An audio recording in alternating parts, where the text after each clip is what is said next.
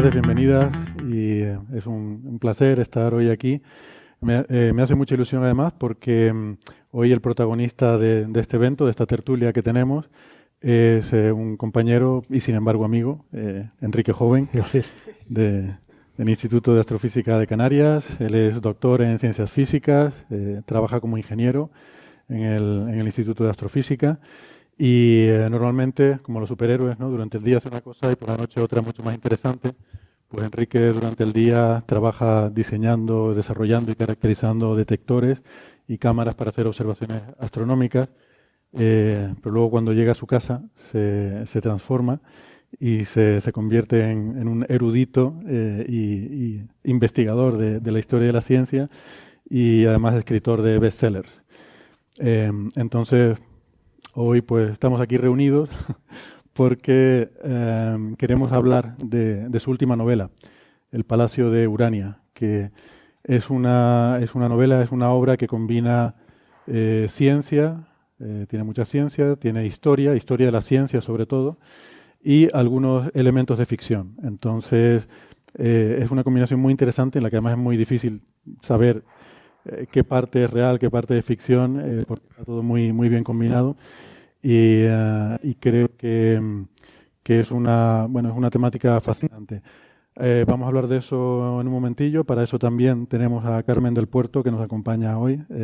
Carmen pues también es compañera en el Instituto de Astrofísica. Ella es periodista, hizo su doctorado en una combinación entre ciencia y periodismo también. O sea que esto es todo como muy, muy interdisciplinar hoy. Y bueno, Carmen pues lleva muchísimos años dedicada a la divulgación científica, ha hecho muchas cosas muy interesantes, ha sido la persona que ha estado a cargo de la divulgación que se ha hecho en el IAC durante mucho tiempo, ahora es la directora de la UC3, la Unidad de Comunicación y Cultura Científica, que es un poco la interfaz del Instituto de Astrofísica con la divulgación de la ciencia. Y Carmen, ella también es escritora, o sea que también tiene libros de gran éxito, desde cosas relacionadas con la divulgación hasta incluso cuentos infantiles, ¿no? Y pues creo que vamos a tener una tertulia hoy muy interesante. Saben que es un formato que me gusta, el sentarnos a hablar. Pero primero, para poner un poco el contexto, Enrique nos va a hacer una presentación sobre el libro. Espero que no nos hagas spoilers, porque yo todavía lo tengo ahí pendiente. Es tan reciente, acaba de salir, que todavía no he tenido ocasión de leerlo. Y nos va a poner un poco en situación. Va a ser una presentación. Nosotros vamos a sentarnos, Carmen y yo, a escuchar atentamente. Y luego ya pues subimos y empezamos un poco la tertulia con todo, con el libro y todo lo que lo rodea. Así que cuando quieras, Enrique. Muy bien. Gracias, Héctor, por la presentación y por las palabras tan cariñosas que me has dedicado como compañero y como amigo. Bien, voy a hablar un poquito sobre lo que es la novela y el entorno en el que está escrita. Y luego ya, pues como bien decía Héctor, pues haremos aquí una especie de tertulia y por supuesto al final pues ustedes podrán también intervenir, ¿no? Preguntando aquello que más les interese. El título es el Palacio de Urania. Es una bonita foto de Praga, luego podremos explicar por qué. Bien, esta novela es la tercera novela de un proyecto personal que arranqué hace ya bastantes años con esta novela de aquí, El Castillo de las Estrellas, hacia allá por el año 2007, que, bueno, en aquella época, cuando Internet todavía no acaparaba toda nuestra atención, ¿no? Pues tuvo un cierto eco y un cierto éxito y bueno, me gustó porque trataba cosas que normalmente no se encuentran en las novelas, ¿no? Sobre todo la cuestión de la divulgación científica que es la que más nos apasiona a la gente que trabajamos dentro del mundo de la astronomía. Y bueno, a esta novela siguió unos años más tarde El Templo del Cielo, allá por el año 2013, 2014, con una temática similar, pero en otro ámbito. Esta vez nos íbamos al pasado y bueno, una historia de cómo se desarrolló la astronomía en China y cosas afines. Y por fin, pues se culmina ahora con El Palacio de Urania, ¿no? Que es la novela que presento aquí. Estos son, bueno, no quiero hablar tampoco aquí de cosas así muy personales, pero son las ediciones de los libros anteriores, ¿no? Como decía, aquí aparecen algunos un poco raros, ¿ves? Aquí en coreano incluso, o hasta polaco. Esto, lo que decía es que al principio de esta aventura, de esta serie o esta saga, pues el Castillo de las Estrellas se tradujo a varios idiomas, incluso pues en Estados Unidos, este librito de él se tradujo con un título diferente, ¿no? Le llamaron el libro de Dios y la física, y pues la verdad es que tuvo bastante eco y me dio bastantes satisfacciones. Esta vez, solo quería mencionar que he cambiado un poco el modelo de lo que es la publicación, porque todo cambia, el modelo cambia, el mercado, las editoriales. Entonces es la primera vez que no he recurrido a una editorial convencional como las otras novelas. Y bueno, y aquí quiero simplemente decir, ¿no?, que me he apoyado en una plataforma de estas de micromecenazgo para sacar la edición y poderla autopublicar y ser un poco más independiente de lo que fui con las novelas anteriores, ¿no? Pues simplemente agradecer pues el entorno de Berkami y a la gente que lo hizo posible, ¿no? Bien. Una cosita que quería comentar antes de seguir, hablando de libros, es en relación con nuestro trabajo, ¿no? Nuestro trabajo, tanto pues Héctor y Carmen lo han comentado, lo van a comentar también. Lo importante que es para la gente que estamos trabajando pues todos los días en el ámbito científico, en nuestro caso en el Instituto de Astrofísica de Canarias, justo aquí detrás. Lo importante que es divulgar. Entonces, en mi caso yo lo hago a través de la ficción, que quizás no sea lo más frecuente, pero a mí es lo que más me gusta, lo que más me llena. Y esta transparencia que he puesto aquí, esta diapositiva, la puse hace una semana en unos seminarios que los alumnos de doctorado organizan aquí en el Instituto de Astrofísica y que nos invitaron a dar unas charlas, porque es importante que este mecanismo aquí se mueva. Entonces, no solamente se trata de investigar, de mirar al cielo y descubrir cosas y teorías y publicar artículos en revistas. Esta rueda se tiene que mover de alguna forma, ¿no? Por supuesto, tiene que mover pues, consiguiendo financiación. Y para eso pues hay que fomentar vocación e interés en la sociedad, ¿no?, que es al fin y al cabo quien son nuestros clientes, ¿no?, para poder investigar. Entonces, para que estas dos ruedas se muevan, indefectiblemente tenemos que ser capaces de comunicar, ¿no?, de comunicar y de divulgar. Entonces, yo lo hago, o lo intento hacer a través de la novela de ficción. Y bueno, para mí es un placer, ¿no?, porque yo tengo dos aficiones y dos pasiones, aparte de mi familia, que son mi trabajo. Aquí, pues, una foto de La Palma, ¿no? Ayer volví de La Palma precisamente, que estoy con el telescopio más pequeño del mundo, como se puede ver, que es el Gran Tecan. Y esta, pues, es mi segunda pasión, ¿no? Esta es una foto que hicimos en Madrid, justo en la puerta de la Real Academia Española, donde evidentemente todavía no me dejan entrar, pero nunca se sabe si en un futuro poder estar allí a lo de Pérez Reverte y sus amigos o no. La novela en sí. Las tres novelas de esta trilogía tienen un denominador común, o dos denominadores en común, si es que se puede hablar así. Uno es este libro, que igual a muchos de ustedes les suena, el manuscrito Voynich. Aparece regularmente en los periódicos porque es muy famoso, es un libro antiguo. Esta es una de las páginas que contiene. Y la peculiaridad que tiene es que nadie lo ha podido entender. Entonces, casi todos los meses alguien dice, yo soy capaz de entenderlo, pero no es así. Pero sigue manteniendo la atención del público. Este es uno de los argumentos de la novela. Y el otro es la astronomía del Renacimiento, ¿no? Aquí hay dos señores, que uno fue alumno del otro, en este caso Johannes Kepler y Tycho Brahe, que era su maestro. Y los he puesto juntos porque curiosamente se da una circunstancia muy, muy, muy curiosa, y es que vivieron en la misma época y en las mismas fechas en las que este extraño libro aparece, ¿no? Entonces, ¿quién nos dice o quién no nos dice que no puede haber una relación entre estos extraños diagramas que parecen pues una estrella o un sol, o aquí parece un zodíaco, ¿no?, algo parecido, con lo que estos señores tan famosos hicieron en su momento, ¿no? Las novelas, las tres, y especialmente esta última, pues aunan ambas cosas. Este manuscrito del que hablaba, pues es real y existe. Esto es una biblioteca muy bonita que está cerca de, bueno, la Universidad de Yale en New Haven. Y quien ha estado, pues me ha dicho que es impresionante por dentro, y en todo este montón de libros, pues el libro estrella, el libro que la gente quiere ver, es el manuscrito Voynich, ¿no? Justamente en este entorno, en este punto, empieza o arranca el Palacio de Urania, ¿no? Las primeras páginas se pueden desvelar porque no es un spoiler. Pues nuestro protagonista pues tiene que robar el manuscrito, y no digo más.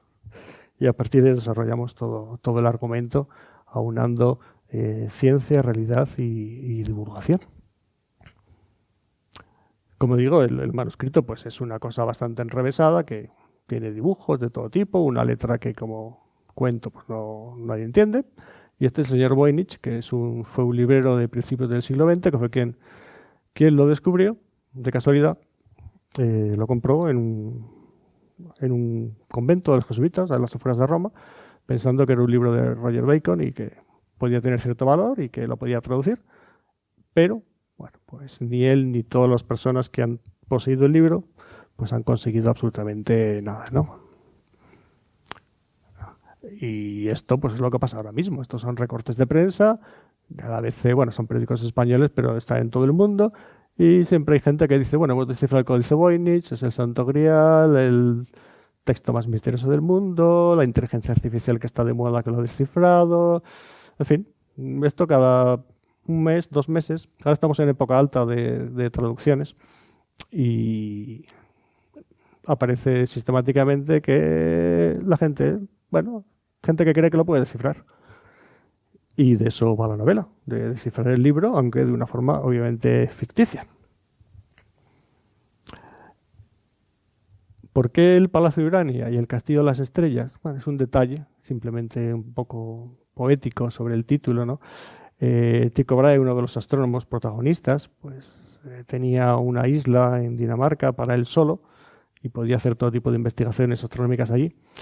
Allí levantó este castillo o este palacio, que se llamaba precisamente así, el Palacio de Urania. Ahora ya no queda nada de él porque ya pues, fue destruido por la gente que trabajaba allí. Curiosamente, él era el dueño de la isla y bueno, toda la gente que estaba allí tenía que trabajar para él porque él era el favorito del rey, ¿no? Y bueno, pues no caía muy bien, muy simpático, y al final pues cuando él tuvo que marcharse de allí pues lo destruyeron, ¿no? Y este era su observatorio. Su observatorio se llamaba el Castillo de las Estrellas, ¿no? Un observatorio que tenía unas cúpulas subterráneas con los instrumentos de aquella época que, por desgracia, todavía no contenían ningún telescopio. El telescopio se descubrió o empezó a utilizarse solamente unos 10 años después de que él murió, lo cual fue una auténtica lástima. De aquí el título de las novelas. Y ahora ya acabo, esto es la última transparencia antes de empezar el debate, o la tertulia. ¿Y qué contiene mi novela? Pues respuestas medio ficticias, medio reales a estas preguntas. ¿Quién escribió todas estas cosas que nadie entiende? ¿Quién lo podría traducir? ¿Qué significa? ¿Qué esconde? ¿Para qué se hizo? Pues todo eso en una novela.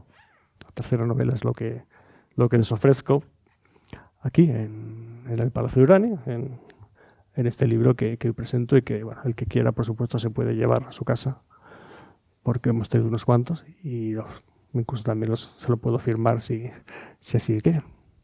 Y esto es todo lo que quería introducir antes de empezar a hablar del libro.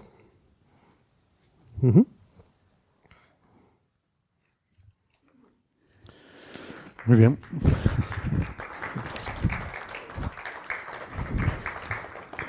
Gracias, Enrique. Si quieres, pasa al asiento. Vamos a dejar a Enrique en el centro. ¿Qué hubiera podido conseguir Tycho Brahe si hubiera tenido un telescopio? Yo creo que muchas cosas. De hecho, a mí, a ver, esto es ya una opinión personal, ¿no? Pero yo hubiera preferido que le hubiera usado Tycho Brahe a Galileo el telescopio, no sé por qué. Yo creo que era mucho más metódico y mucho más, o mejor matemático que Galileo, incluso. Pero fue una pena y además es que se murió nada. En Pero 1600. Galileo observó el Sol. Eso a mí me gusta. Bueno, pues, también lo habría observado Tycho, seguramente. De noche una cosa y de día de la otra. Son compatibles observar las dos. Él no dormía mucho. Entonces podía haber hecho ambas cosas sin ningún problema. Quizás podríamos empezar por comentar un poco la historia de Kepler y de Tycho Brahe, que la has pasado aquí muy por encima, pero creo que es una parte fundamental, ¿no? Nuclear de la novela. La historia real es que, bueno, Tycho Brahe, creo que quizás todos los que tienen un poco de interés por la astronomía lo sabrán, que fue posiblemente el observador más importante de su época y quizás de la historia de la astronomía. Antes de la invención del telescopio tenía unos datos extremadamente precisos sobre los movimientos planetarios. Y Kepler era danés, Tycho creo que vivía en Praga, si no recuerdo mal. Y Kepler era alemán. Kepler era alemán. Alemán. Pues Kepler fue realmente el matemático que desarrolló la teoría, las leyes del movimiento planetario, para lo cual su sueño era poder acceder a los datos de Tycho Brahe. Se fue a vivir al palacio de Tycho Brahe para poder trabajar con él y poder tener acceso a esos datos con los que Kepler elaboró esas leyes del movimiento planetario, ¿no? Entonces tienen esa relación tan íntima los dos, uno un poco el observador, otro el teórico, y el fruto de esa colaboración fue uno de los grandes avances de la astronomía.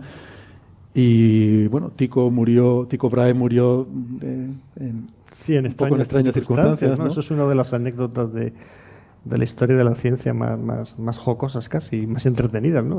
Y mucha gente lo sabe y lo recojo también en la novela. Anda, que nos riamos de la muerte de una persona ya sí, pero tiene delito, ¿no? Pero de hecho, de las muestras más extrañas, ¿no? Cuentan, bueno, lo explicamos rápidamente, ¿no? Que fue invitado, él era un noble danés, por tanto le invitaban a muchos banquetes y la etiqueta de los banquetes era muy estricta, ¿no? Entonces, por supuesto, bebían mucho, como todos. Eso no ha cambiado nada. Tycho era un noble, o sea, era una persona con una gran fortuna, tenía su isla, como decía Enrique, era un favorito del rey, creo que era Rodolfo II. Era Federico, me parece, el rey era... No, Rodolfo era el rey de Praga, que luego lo contrató cuando murió el rey danés, que era Federico, me parece que era el nombre. Y como decíamos, estaba invitado pues normalmente a banquetes, todo tipo de celebraciones, y también en Praga con el nuevo rey que lo nombró pues su matemático imperial, ¿no? Y bueno, la etiqueta impedía levantarse de la mesa a la gente pues hasta que el anfitrión no lo hacía. Entonces, bueno, él bebió mucho, como era normal, además era una persona a la que le gustaba mucho la buena vida y no podía levantarse a orinar. Entonces, cuando finalmente acabó el banquete, pues no podía, digamos que se vio impedido orinar y resultas de esa cuestión, pues se enfermó y a los pocos días murió. Y entonces, bueno, hay una leyenda negra que no es tan negra porque ahí están libros escritos sobre el tema que dicen que en realidad pues que no murió de eso, que parece una cuestión un poco frívola, sino que pudo ser envenenado porque podía tener enemigos, o hay la teoría más no sé cómo decirlo, más conspiranoica que existe, es que fue el propio Kepler, su discípulo favorito, que quería robarle los datos y entonces lo habría asesinado pues echándole mercurio u otro metal pesado en la comida, ¿no? Y de hecho los restos de Tycho Brahe que están enterrados en esta iglesia de Praga, esto es Praga, esa iglesia que se ve en la portada del libro, ahí está enterrado Tycho Brahe, pues lo han desenterrado ya varias veces. De hecho, la última fue en el año 2001-2002 y precisamente porque cada X tiempo hay una universidad o un grupo de investigadores que dice, bueno, vamos a volver a hacer un análisis forense de los restos a ver si descubrimos cómo murió, ¿no? y ya parece que han descartado el hecho de que fuera envenenado. Pero bueno, seguramente dentro de 10 años lo volverán a desenterrar y volverán otra vez a hacer pruebas a ver si lo envenenaron o se murió por sí solo, ¿no? Pero es una anécdota curiosa de él. O sea, que eso es real, que existe esa historia, esa teoría de que fue asesinado, existe. Sí. No es una ficción no, de la novela. Hay un libro completo al respecto de mucho éxito, escrito por unos periodistas americanos, donde están convencidos que Kepler era un asesino sin escrúpulos y que se cargó a su maestro. O sea, imagínate tú que nos pase eso algo parecido aquí en la astrofísica, ¿no? Pues vendría a ser algo si es por datos, si tienes algún doctorando, pues cuídate mucho de él. Vigila tus espaldas porque nunca se sabe. Yo asesinar por dinero no lo entiendo, pero por buenos datos, bueno. Carmen, no sé aún así, Tycho Brahe era un pendenciero, porque de hecho pierde la nariz en un lance amoroso. ¿O cómo era la historia esa de la nariz? Eso también es otra. Bueno, eso es. Tycho Brahe era un personaje fantástico, o sea, por eso digo que me gusta tanto. Y aparte de su interés. O sea, yo me enamoré de él a raíz de tu primera novela. Sí, pero es que de los 4 grandes astrónomos que todo el mundo conoce, Copérnico, porque fue el primero que dijo que el Sol estaba en el centro, Galileo, porque fue el gran observador, y Kepler, que fue el gran matemático, el cuarto en discordia es Tycho Brahe. Es el menos conocido porque sus teorías no eran las más correctas, porque se quedó a mitad de camino entre modelo geocéntrico y heliocéntrico, y tampoco tuvo telescopio, entonces quedó como el que apuntaba los datos, ¿no? Un poco. Pero sin embargo, pues igual en capacidad intelectual era, en los países nórdicos lo consideran su Leonardo, ¿no? Prácticamente. Era de todo, era literato, ingeniero, hizo 1000 cosas. Y también era, pues, como pertenecía a la nobleza, era también, pues, militar o tenía también cargos militares. Y su rasgo más famoso es que no tenía nariz. Y no tenía nariz porque cuando era joven, pues había tenido un duelo. Tampoco se sabe muy bien por qué. O sea, hay unos que dicen que era porque un duelo de simplemente de faldas, un asunto de cuando él era joven. Y otros dicen que no, que es que estaba dirimiendo con otro estudiante que quién era el mejor matemático de Dinamarca. El caso es que se liaron con las espadas y él perdió la nariz. Y bueno, y no murió de milagro, porque en aquella época pues las infecciones eran algo bastante habitual y se salvó la vida, pero llevaba siempre pegada una nariz metálica. ¿De oro era? Creo que al final era de otra cosa. Se las hacía él mismo, él hacía todo. Y bueno, es una de las cosas por las que se sabe, por ejemplo, que los restos le corresponden y todo, porque claro, se ve el cráneo, tiene la rotura de la nariz y esas cosas son muy conocidas, ¿no? Siempre aparece retratado con una nariz postiza. Por cierto, quiero que no se me olvide hacer el inciso de que el otro día en la charla estupenda que dio Sandra Benítez sobre en el ciclo de Mujer y Ciencia que estamos llevando a cabo, dijo que una de las grandes mujeres olvidadas en la historia de la astronomía es la hermana de Tycho Brahe, que realmente fue su colaboradora en muchos de estos estudios, ¿no? Y que, sin embargo, pues prácticamente no se la recuerda. Es muy conocida por varias razones. Una es que Tycho, que era noble y por tanto tenía que hacer cosas acorde a su cargo nobiliario, ¿no? Se casó con una plebeya. Entonces, y además le fue fiel y tuvo hijos con ella. Entonces, los actos oficiales a los que tenía que asistir no podía llevarla. Entonces llevaba a su hermana. Entonces jugaba un papel diplomático. Y entonces su hermana, además de tener ese papel diplomático en la corte, pues también era una excelente botánica y también colaboraba en las observaciones. Y además murió muy mayor, vivió 90 y una cosa así. Entonces jugó un papel muy relevante porque era la mano derecha del astrónomo, sí, es cierto. No sé si quiere... Sí, yo es que yo tengo aquí un montón de preguntas, o sea que... Bueno, a ver, tu novela es un paseo por el mundo, ¿no? Nos llevas de New Haven a Ginebra, de Ginebra a Dinamarca, a Roma, a Florencia, a Praga, a Madrid, a Los Ángeles, a Chile, y yo me gustaría... Y además lo hace como un guía turístico, o sea, te va dando la clase turística. Yo te pregunto, ¿has visitado todas las localizaciones de tu novela? No, más quisiera. Ojalá. No, más o menos la mitad. La mitad, pero estás en ello, ¿no? Sí. Porque a mí ya me apetece mucho ir a todos estos sitios. Sí, ahí. Que Cualquier sitio de los. Cualquier sitio de turismo astronómico, porque realmente todo está en relación con astronomía, son dignos de ver, ¿no? Siempre hay curiosidades. Entiendo que muchas de esas ciudades que acaba de mencionar Carmen son relevantes no solo por el tema astronómico, sino también por el tema Voynich, ¿no? Sí, en algún caso sí y en otros no, porque el otro asunto de la novela, que es el famoso libro el Voynich, se conoce poquito de él, pero realmente poco. Se sabe dónde apareció. Apareció en Praga, justamente donde estaban trabajando los dos astrónomos en el año 1600. Se aparece allí. No se sabe si lo verían, no lo verían o qué. Y luego desaparece durante varios siglos. O sea, no vuelve a aparecer hasta comienzos del siglo XX, cuando aparece en Roma. En el entretanto, esos casi 4 siglos, no se sabe nada, o casi nada, ¿no? Hay alguna carta que envían a los jesuitas, que son los que tienen el libro, que, bueno, se supone que les llega a ellos a través de alguien que se lo envía desde Praga, pero no se sabe nada. Y a partir de entonces, pues sí, pero prácticamente el manuscrito pues no se mueve en pocos sitios, porque se lo queda la Voynich, que fue quien lo compró. Intentó traducirlo, no pudo, se lo quedó su viuda. Intentó venderlo, no pudo. Y al final lo donó a la biblioteca de Yale. O sea que el Voynich no se ha movido tanto, que se sepa. Que no se sepa ya es ficción.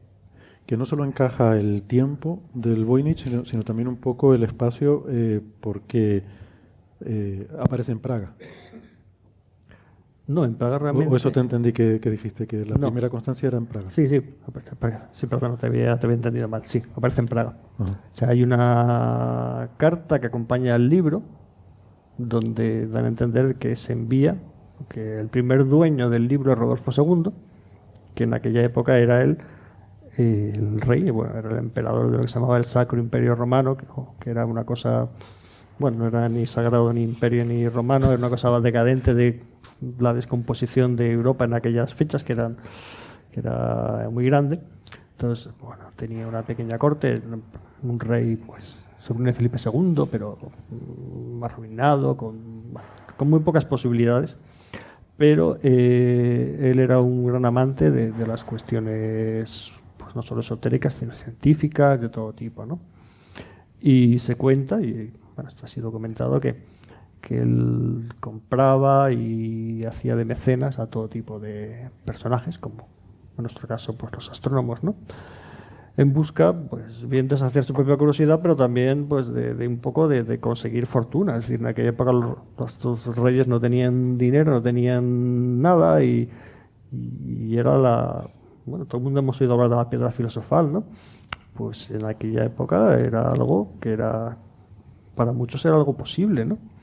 Entonces, bueno, él invirtió mucho dinero intentando que los alquimistas, pseudocientíficos, astrólogos, quien fuera, pues le ayudarán en esa difícil tarea, ¿no? Entonces se cree que ese libro pues llegó a sus manos porque alguien se lo vendía diciéndole, bueno, esto podría contener un secretos que te saquen de la ruina, ¿no?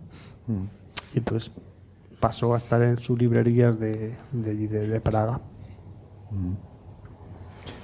Tú todavía no has traducido el Voynich, o sea, tantos años estudiando esto y todo el mundo traduciendo el Voynich y tú todavía no lo has descifrado. No, pero es que si lo descifro no escribo más.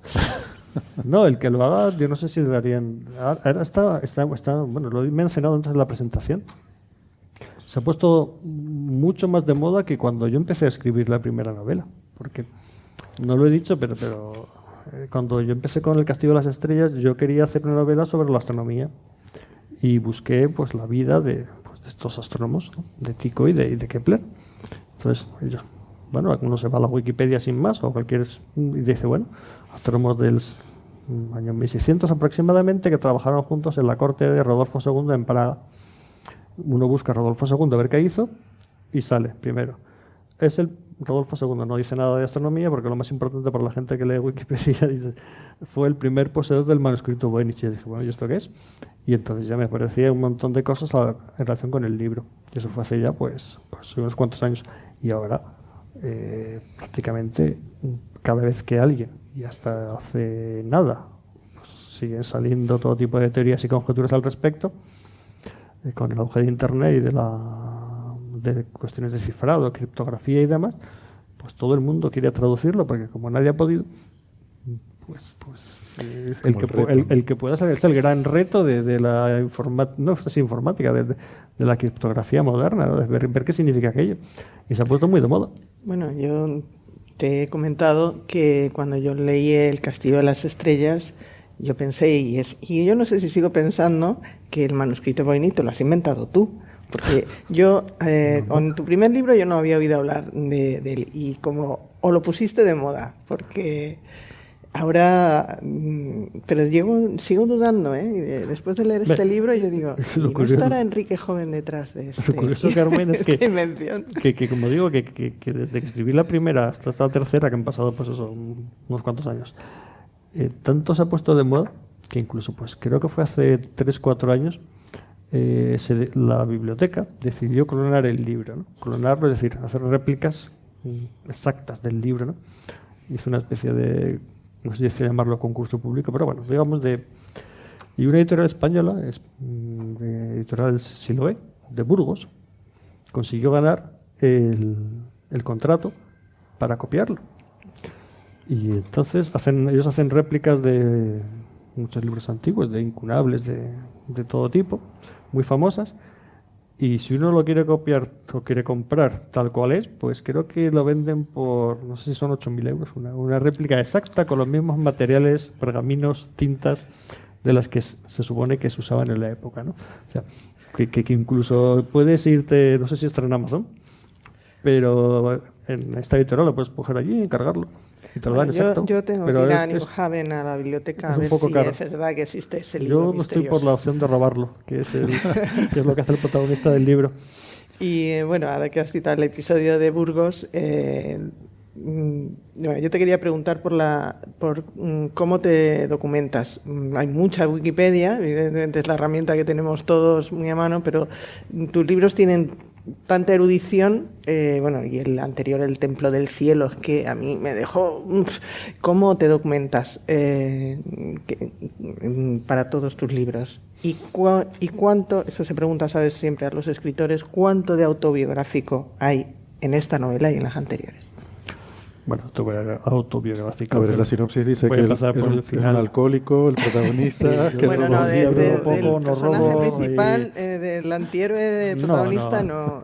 De autobiográfico, salvo las cuestiones relacionadas con nuestra profesión, aquí de los tres, pues un poco más. Eso está claro. Y la documentación, bueno, al fin y al cabo estamos bastante acostumbrados a... No nos queda otra, ¿no? Que buscar artículos, buscar libros, ahora más internet, claro, pero no queda otra de que buscar. Pero lleva su tiempo. O sea, yo soy lento escribiendo porque no sé si es que soy perfeccionista o porque soy vago, o las dos cosas a la vez. Y porque no tienes tiempo. Y todo. Entonces, claro, gran parte de ese tiempo pues él se lo lleva a la documentación, ¿no? Porque ya que me pongo, intento que sea algo... Bueno, que tenga un mínimo rigor, ¿no? Un mínimo rigor que luego la gente lo echa en cara en muchas novelas de este tipo, ¿no? Dice, es que dicen disparates, ¿no? Entonces, no sé, ahí siempre sale el tópico con Dan Brown, ¿no? El escritor de bestsellers de pseudociencia por excelencia, ¿no? Es que esto, a lo mejor lo puedo decir yo, se suele comparar estas novelas de Enrique con las de Dan Brown, ¿eh? Lo digo por la gente que le gusta por los demonios, por las tiradas y los ingresos. Son casi lo mismo. Pero eso no es lo importante, ¿verdad? Eso a ti eso a ti te da igual. No, por supuesto que no. Yo no. La literatura. No, yo no soy un escritor profesional, ya lo sabéis. Aquí vivimos del Estado, como bien sabéis. Yo eso te iba a preguntar, ¿qué te sientes más? ¿Físico, ingeniero, escritor o padre de familia? No, pues según la hora que me lo pregunte, ¿no? Si me lo preguntas a las 10 de la mañana te diré que soy físico ingeniero, pero a las 8 de la tarde soy padre de familia y igual a las 12 de la noche soy escritor, ¿no? Que es complicado, sí, todos lo hacemos, ¿no? Tú que escribes también y estupendamente, por cierto, y sabes que hay que sacar tiempo donde sea, ¿no? Y lo mismo Héctor con sus proyectos de divulgación radiofónicos que lo está petando por ahí. Pasa lo mismo, ¿no? Tienes que quedar, tienes que documentarte, poner de acuerdo un montón de gente. Eso quita muchísimo tiempo. Y el día tiene 24 horas, ¿no? Y parte son de noche y hay que dormir. Entonces lleva. Pero me siento más físico. Realmente no. Me gustaría ser escritor, 100%, pero no me gustaría dejar la faceta de la profesión, ¿no? que es la principal. Siguiendo un poco, tirando un poco más ese hilo que acaba de tirar Carmen, ¿te sientes un poco voyonichólogo también? No, que va. Yo, friki. Yo, más que nada lo que me gusta es que salga una teoría y que la gente la desmonte, ¿no? Eso es lo que... Soy muy mala persona en ese sentido. Porque cada vez que de hecho me invitaste a tu programa, ¿no? Cuando apareció la última teoría de quién había descifrado el Voynich, que era un señor en Inglaterra que había publicado un artículo que lo habían revisado en su universidad, efectivamente.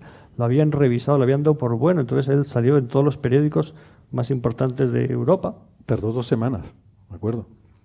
Sí. Ponía que estuvo 2 semanas trabajando en eso. Sí, y bueno, y que había sentado cátedra poco menos. Pero había pasado una revisión por pares, ¿no? Una revisión de expertos, aparentemente.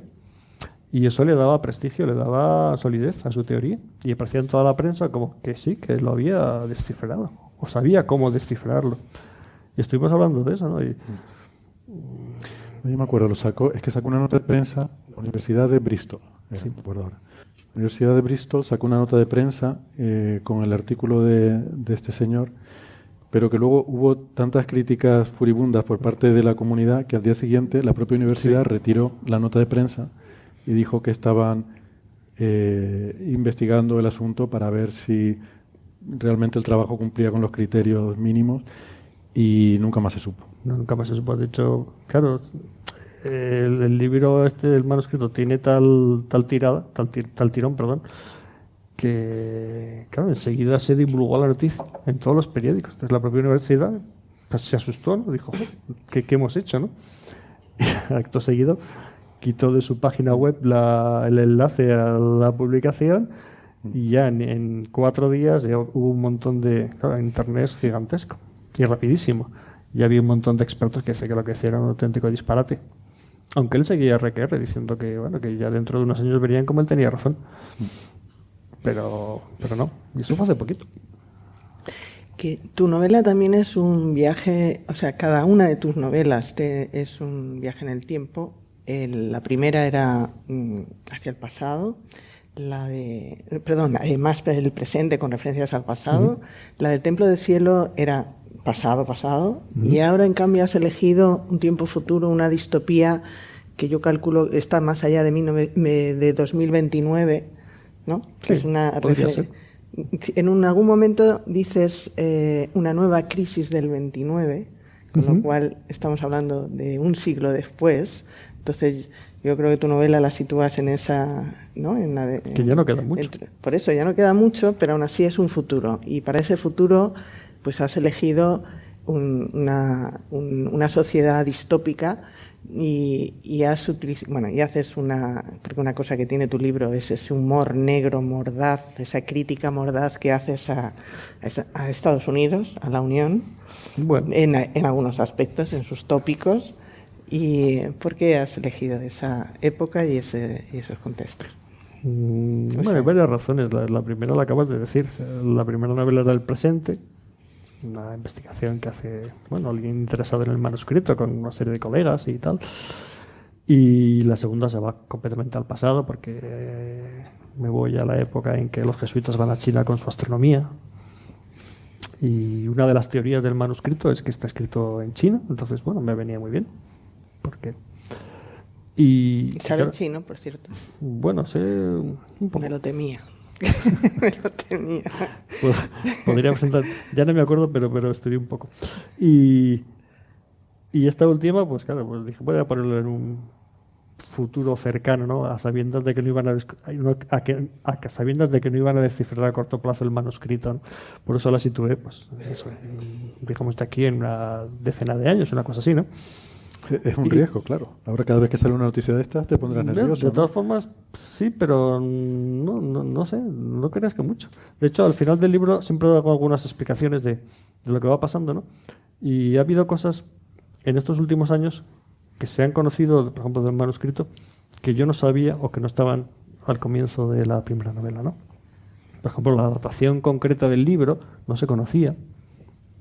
Y no lo he dicho, pero es algo que ya acepta pues, la mayor parte de los historiadores, que el libro se escribió en torno al año 1430, se habla, ¿no? Por la datación de carbono 14 y las técnicas de datación de libros antiguos. Esto no se sabía cuando escribí la primera novela.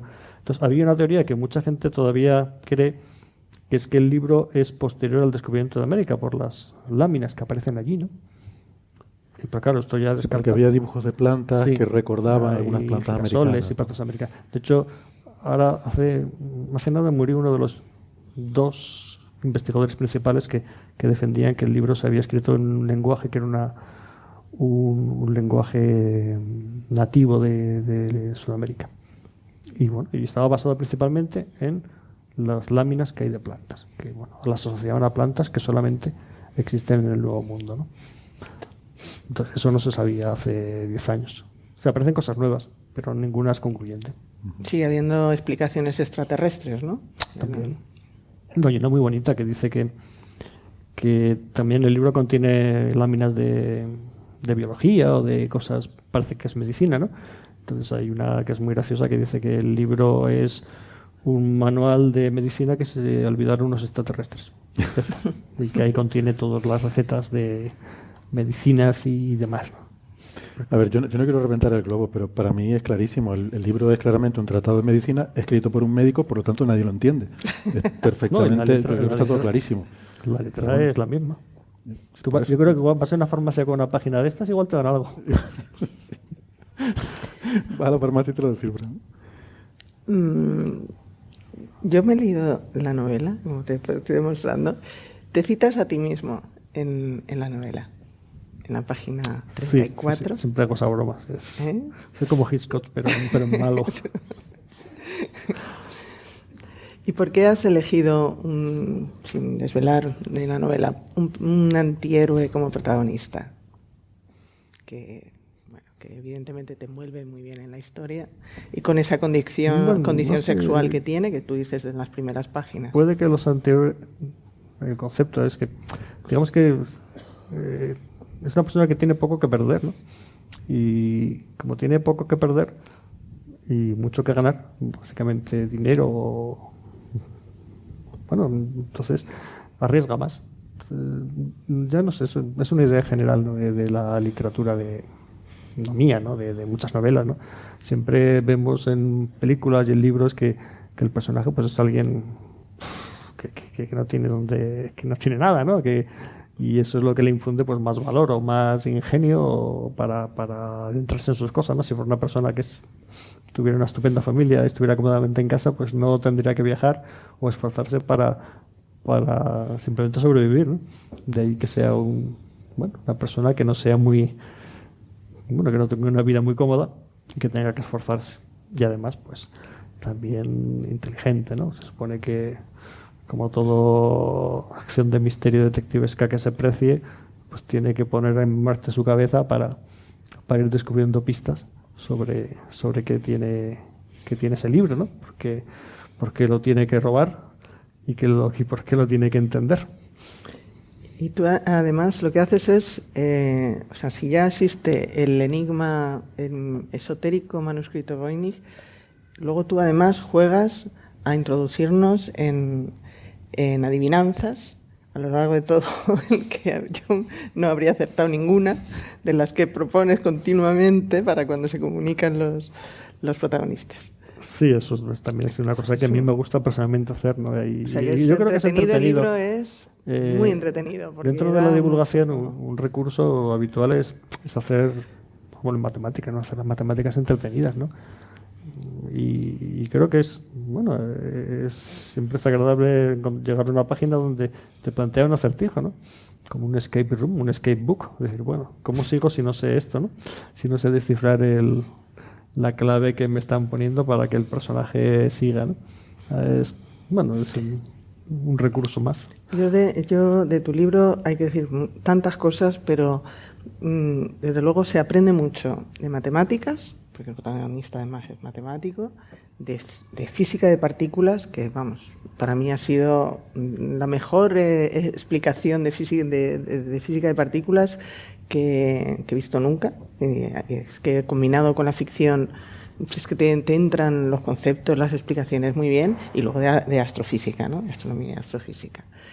Y desde luego, el nivel de divulgación que tiene el libro es que es un libro que habría que fomentar a lo mejor en los niveles de bachillerato, porque creo que este libro engancharía, o de incluso anteriores, ¿no?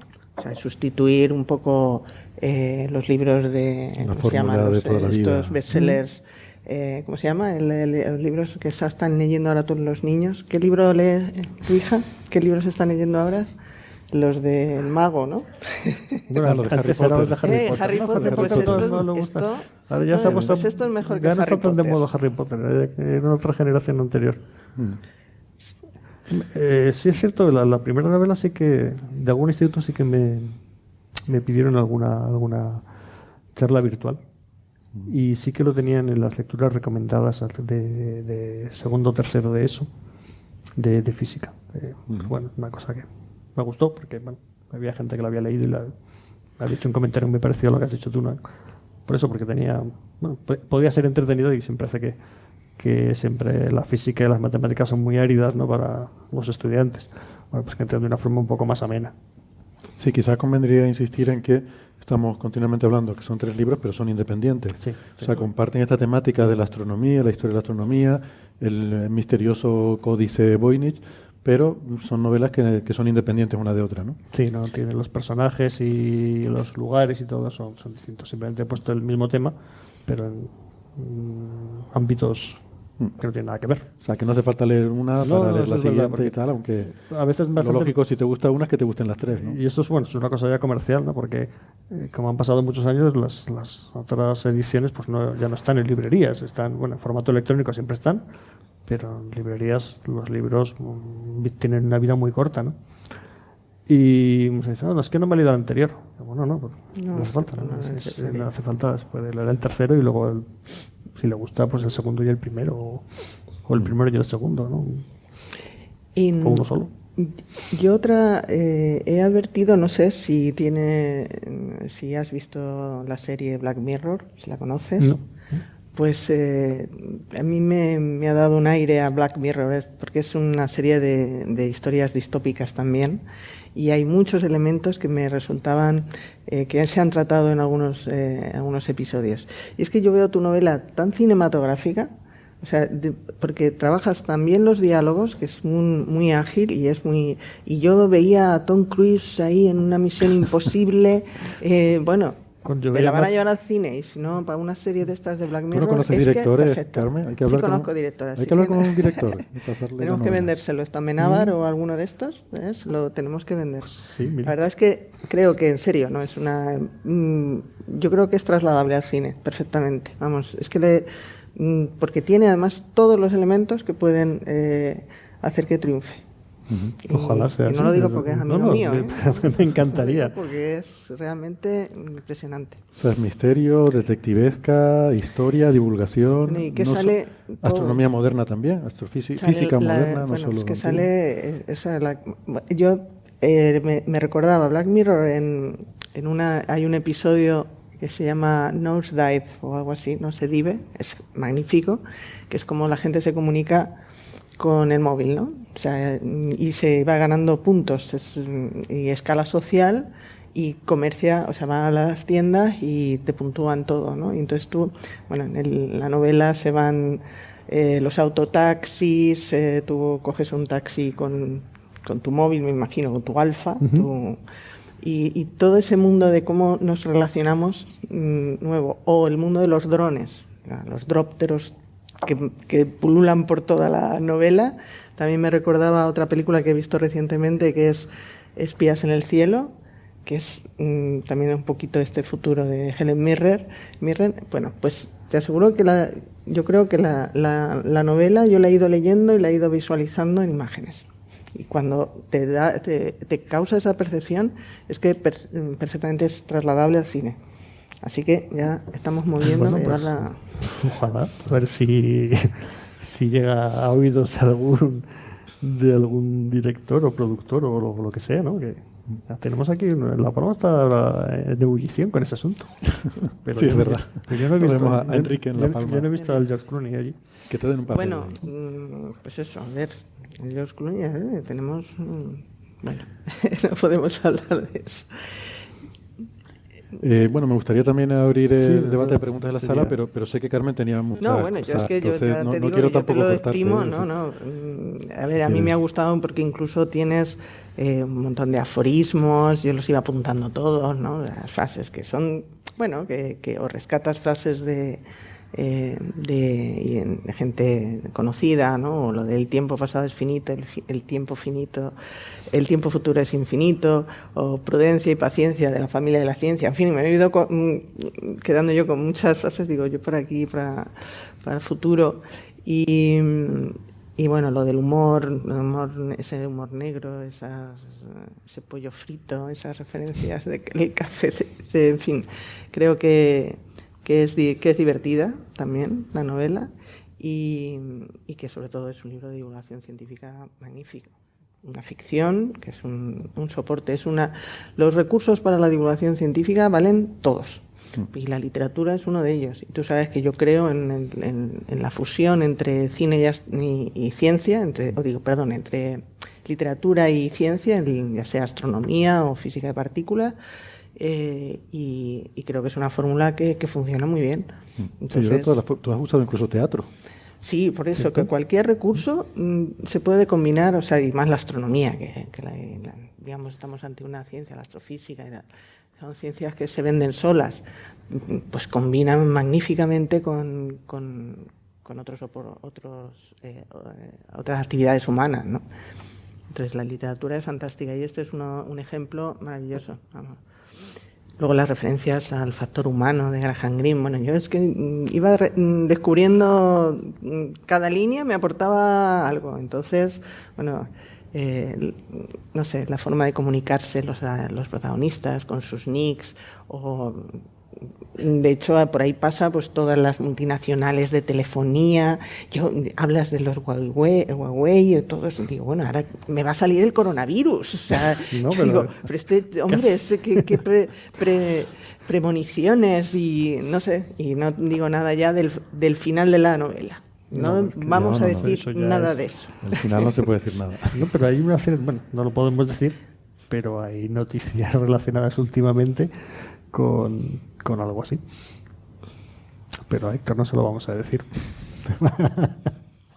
Para que llegue al final. Y pues nada, pero esto lo dejo para el final, una cosa que te quiero decir. Sí. Vamos a que la gente pregunte. Pasamos curiosidades. Muy bien. Pues venga, yo voy pasando el micrófono. Les recuerdo, como otras veces, o les informo quizás, que estamos grabando esta sesión, entonces si alguien quiere o tiene reparos con que su pregunta o su comentario quede en la grabación, pues que me lo haga saber y no lo incluimos en la grabación, ¿vale? ¿Preguntas, comentarios, críticas? ¿Algo que objetar? ¿Sí? Con el manuscrito estoy fascinada, ¿no? Y entonces tenía que ser muy erudito el que lo escribió, porque esa letra tan historiada, y en la época aquella, ¿quién sabía escribir? Los curas y poca gente más. Entonces, para mí, mi idea es que como en aquella época quemaban a la gente por nada, si era un tratado de hierba que había descubierto, pues decidió que no lo iba a dar a conocer para que no le quemaran. Y se inventó ese vocabulario. Hay eso es una buena apreciación, porque hay una teoría, una de las muchas teorías sobre por qué está cifrado, ¿no? Que bueno, es lo siguiente. O sea, el libro tiene varias secciones, ¿no? Hablábamos de que tiene una sección que son diagramas de astronomía, astrología, otra que parece medicina, que hay plantas, y hay otra que parece biología. Entonces aparecen dibujos, aunque no demasiado buenos, de mujeres embarazadas, desnudas.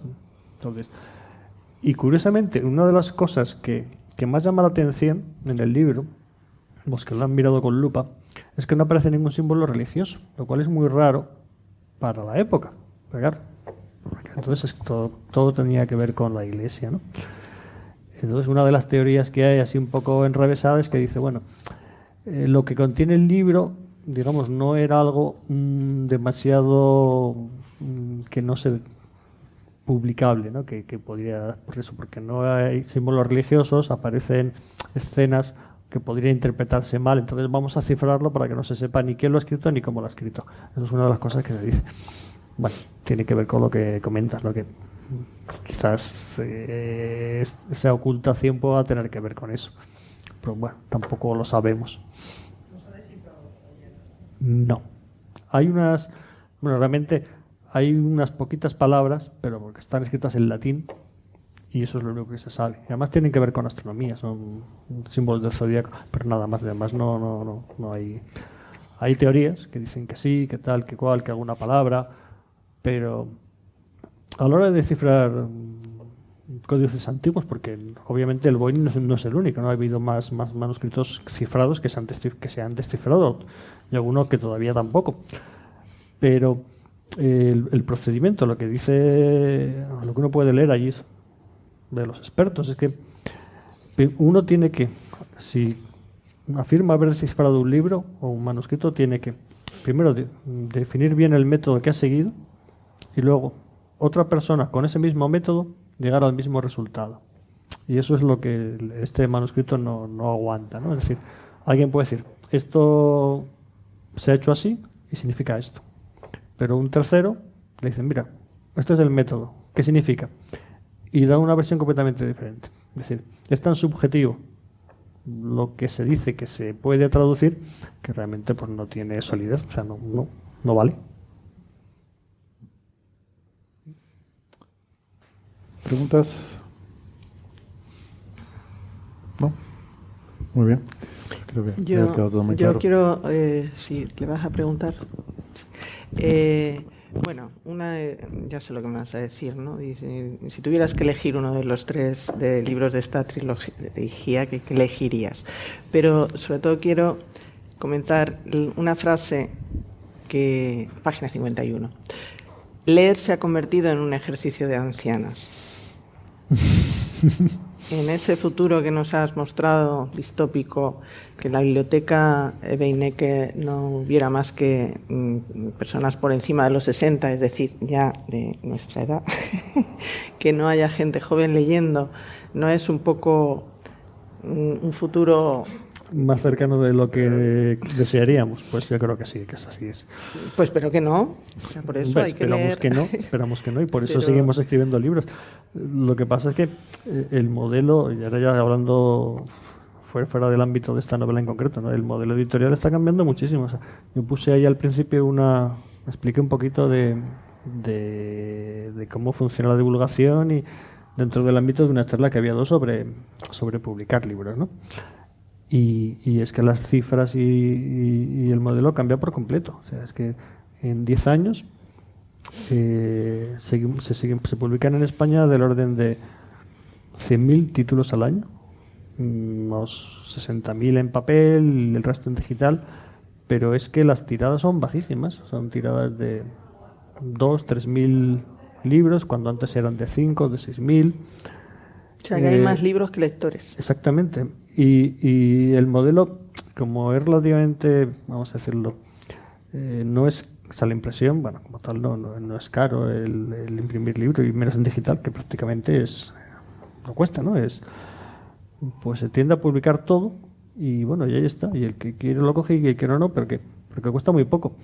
Entonces hay un cierto, no sé si decirlo, un cierto desprecio hacia el libro, ¿no? Y también, bueno, estamos dentro de una época, porque el mundo va así, donde estamos inmersos en una cantidad de elementos de ocio, de distracción, de entretenimiento brutal de todo tipo, ¿no?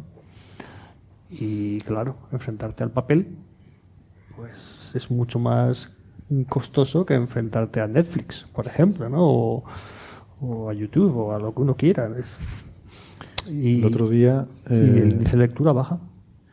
En la charla que diste, en ese workshop al que aludías, organizado en el Instituto de Astrofísica de Canarias por estos estudiantes, yo estuve en la charla que dio Enrique y me llamó mucho la atención cómo empezaste hablando justamente de estos datos y las tendencias, en la cual el número de lectores va disminuyendo y sin embargo el número de escritores va aumentando. Es decir, cada vez hay menos lectores y más escritores, ¿no? Hay algo ahí que sí, porque no cuadra, porque ¿no? es más fácil publicar. Es decir, lo que está subiendo muchísimo, curiosamente, y en mi caso pues ha sido así ahora, es la autopublicación.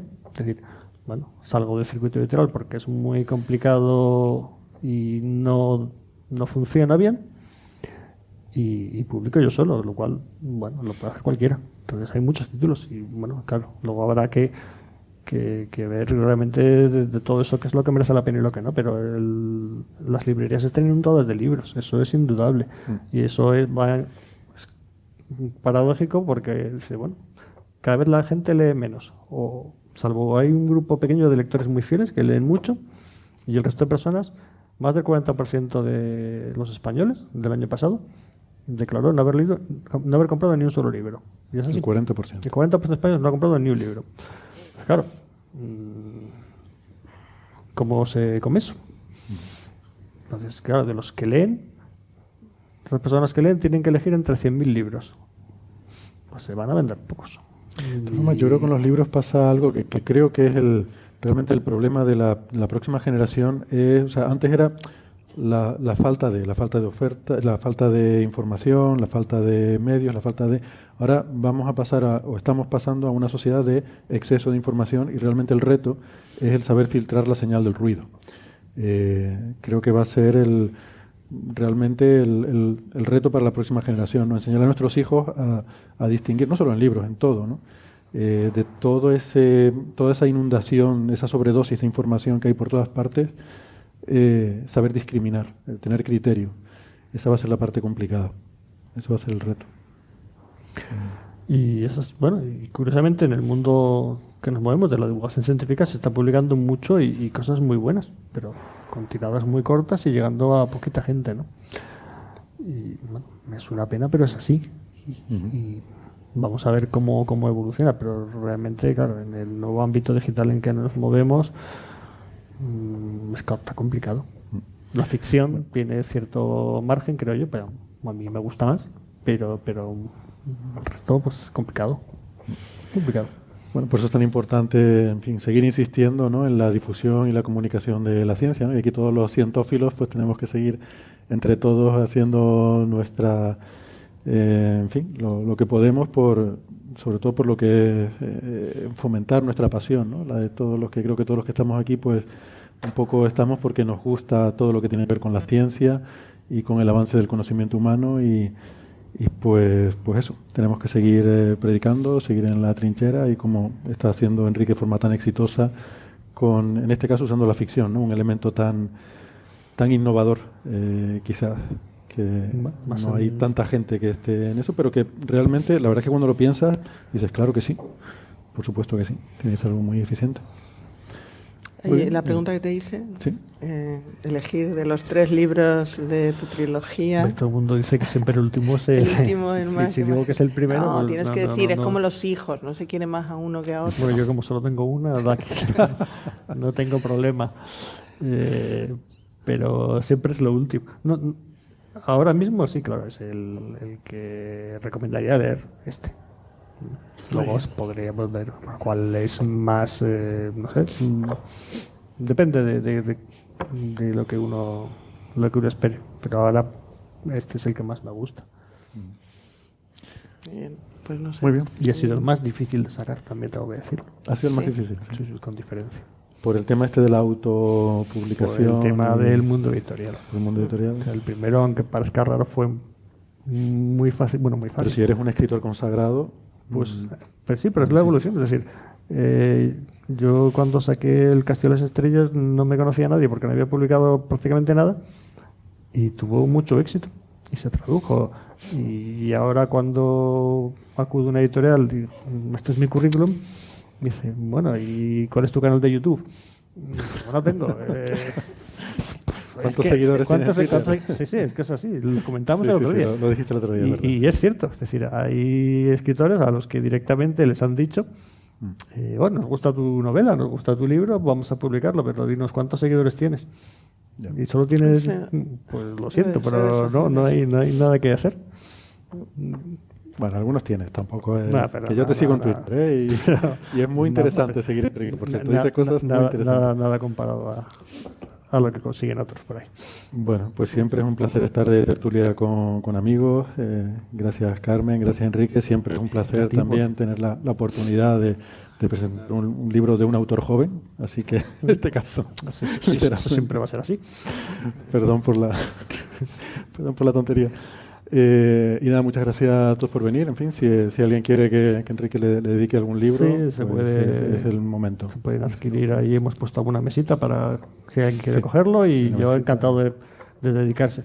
Sí, bueno, aquí hay algunos también que pueden echarle un vistazo ahí si al quieren, fondo y si por quieren aquí está. mirarlos. Ahí mi mujer pues estará encantada de... Bueno, pues un aplauso. Gracias.